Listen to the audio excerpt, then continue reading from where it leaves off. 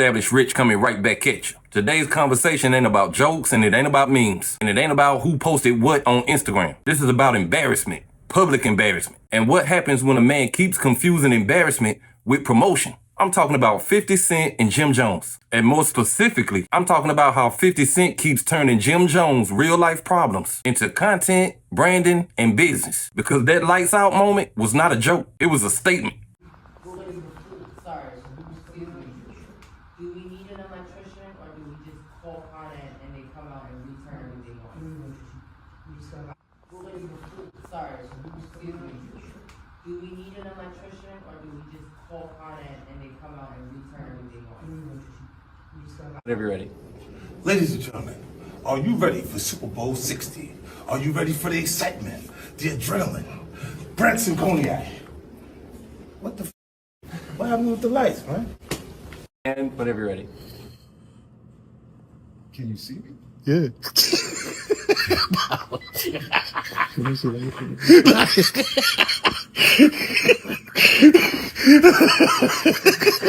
When 50 posted that Branson Cognac clip, standing there in full executive mode, talking about Super Bowl 60, lights, camera, adrenaline, and then the power cuts off, that was surgical because everybody knew exactly what he was referencing. The IFC building, the creative hub that was supposed to represent Jim Jones leveling up. And instead, he was sitting in the dark, flashlights on, camera still rolling, energy dead. And here's the part people keep laughing at without really thinking about it. 50 ain't even have to make that up. He didn't have to stage it. He had the real footage, which means something else is going on that should worry Jim Jones way more than a joke. Somebody around him is leaking. Somebody in his circle is recording him and sending clips to 50. That ain't about 50 being clever.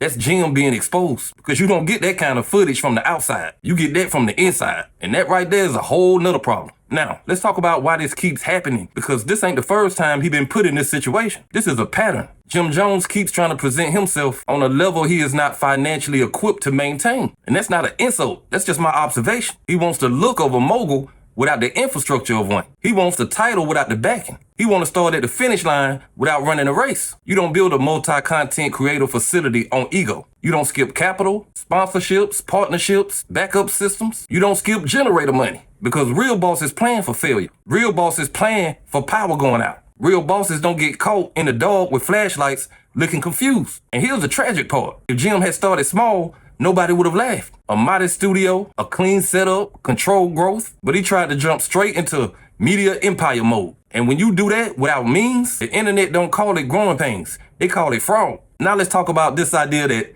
all promotion is good promotion because that's the lie Jim keeps telling himself. Every time something goes wrong, he spins it. Power out is content. Getting roasted by 50 is promo. Sitting in the door with candles, we still lit. No, sir, you're not. Let me put it to you like this. If you ever get put out your apartment and your shit is on the curb for everybody to see, and your response is to make your bed and lay down in it for a photo op, does that erase the eviction or does it make it worse? Because that's exactly what Jim is doing. He keeps thinking leaning into the embarrassment makes it go away. It doesn't. It just documents it. And 50 understands this better than anybody. 50 ain't just trolling. He archiving. He's turning Jim's failures into a brand contrast. Lights on versus lights off. Infrastructure versus image. Capital versus cosplay. Every post is saying the same thing without saying it. This is why you're not on my level. And that's what makes this so damaging to Jim's legacy. Not the jokes, the receipts, not the laughter, the visuals. Because 10 years from now, people ain't gonna remember the excuses. They gonna remember them flashlights. This ain't a rap beef. This is a status check. And right now, Jim Jones is failing it in public.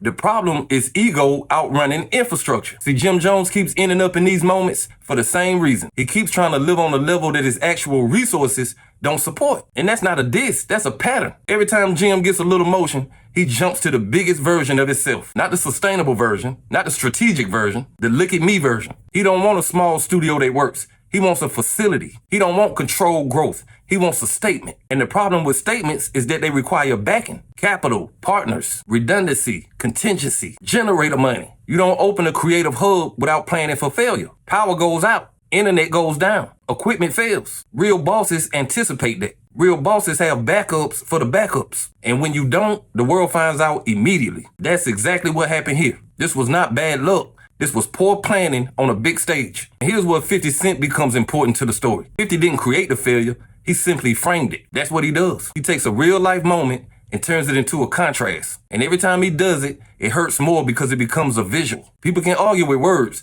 They can't argue with footage. And the fact that 50 had actual video from inside that building should alarm Jim way more than the jokes, because that means somebody around him is not loyal. Somebody is recording and sending. Somebody is watching him fail and waiting to capitalize. That's what happens when you try to move like a boss without boss control. People stop protecting you when they stop believing in the vision. And here's another hard truth. Jim Jones keeps measuring himself against people he is not in the same financial class as, not the same leverage, not the same business footprint. And instead of accepting that and building accordingly, he tries to skip steps. That's how you get exposed. You don't skip steps in business the way you skip steps in rap. You can punch above your weight in a verse. You can't do that with infrastructure. The internet don't care how long you've been rapping when them lights go out. They care what still works. And this idea that every viral moment is promotion is one of the most dangerous lies in modern culture. Not all attention builds value. Some attention destroys credibility. When people start expecting you to fail publicly, you lost. When people tune in waiting for the next embarrassment, you're not winning. You being archived as a joke. And that's what Jim is drifting. Not because he lacks talent, but because he refuses to scale himself honestly. Starting small is not a failure. Starting small is discipline. And if Jim had done that,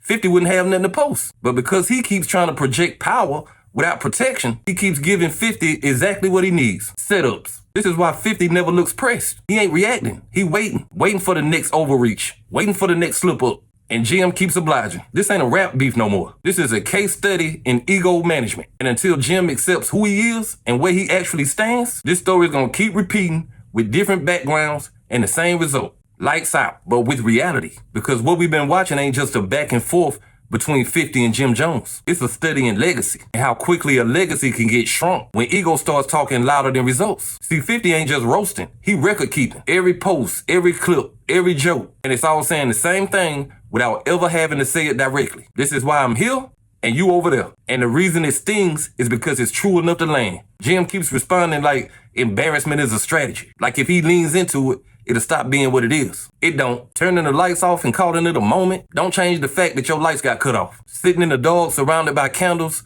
don't turn failure into a flex. It just documents how comfortable you are explaining losses instead of preventing them. And this is the part that hurts the most, because none of this even had to happen. If Jim had built within his means, if he had scaled at a pace his resources allowed, if he had focused on function over image, this would have been a non-story. No jokes, no IG posts, no flashlights. But he wanted to look before the foundation. This is why public embarrassment is not promotion. Promotion builds trust. Embarrassment erodes it. Promotion makes people want in. Embarrassment makes people wait for the next fail. And over time, that shit overshadows everything else. People stop talking about your music, your contributions, your history, and start talking about your moments, the dark ones. And that's how legacies shrink. Not all at once, but piece by piece. 50 understands that. That's why he never over-explains. He posts, he moves on, he let the visuals do the work. Jim, on the other hand, keeps trying to talk his way out of something that should have been engineered. On the other hand, Jim is always trying to talk his way out of something. And you can't talk your way out of poor planning. This ain't about humbling anybody. It's about learning the right lesson. Starting small ain't a weakness. It's wisdom. Knowing your lane is not a limitation. It's survival. And understanding that not every viral moment is a win. It's how you protect what you've already earned. Because the internet don't forget. It remembers what you show it. And right now, the story being told is not flattering. It's a warning. Not just for Jim Jones,